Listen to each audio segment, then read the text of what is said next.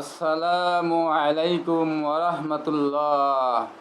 বন্ধুরা, আমি আপনাদেরকে একটি ইসলামী সঙ্গীতের কিছু অংশ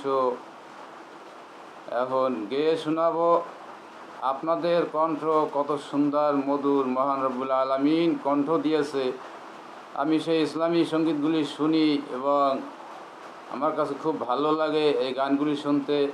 আমি সিনেমা, নাটক, আজে বাজে হিন্দি, ইংলিশ, বাংলা এই সমস্ত গান আমি শুনি না, এগুলি ভালো লাগে না।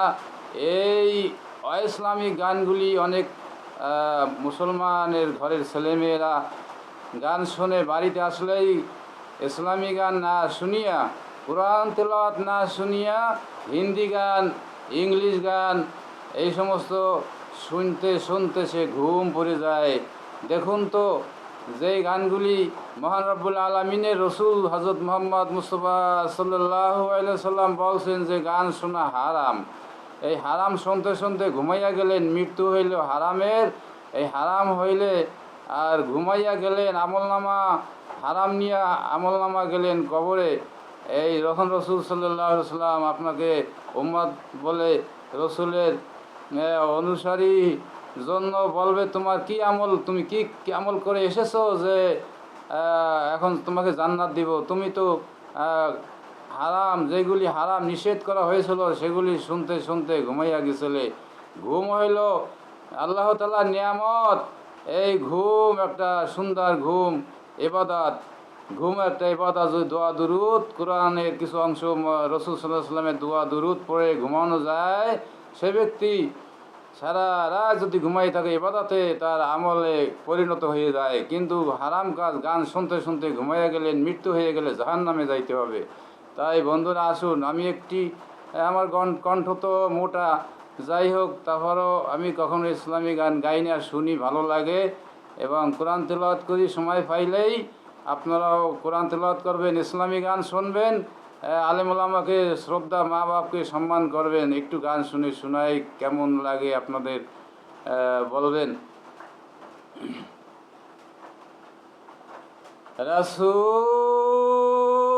রাসূল তুমি যে আমার হৃদয় বাগের বুলবুল, রাসূল তুমি যে আমার হৃদয় বাগের বুলবুল, রাসূল রাসূল রাসূল রাসূল তুমি যে আমার হৃদয় বাগের বুলবুল, নিবিড় সুরে তাই তো হয়েছি ব্যাকুল, তাই তো হয়েছি ব্যাকুল, রাসূল রাসূল রাসূল তুমি যে আমার হৃদয় বাগের বুলবুল। আসসালামু আলাইকুম ওয়া রাহমাতুল্লাহি ওয়া বারাকাতুহু।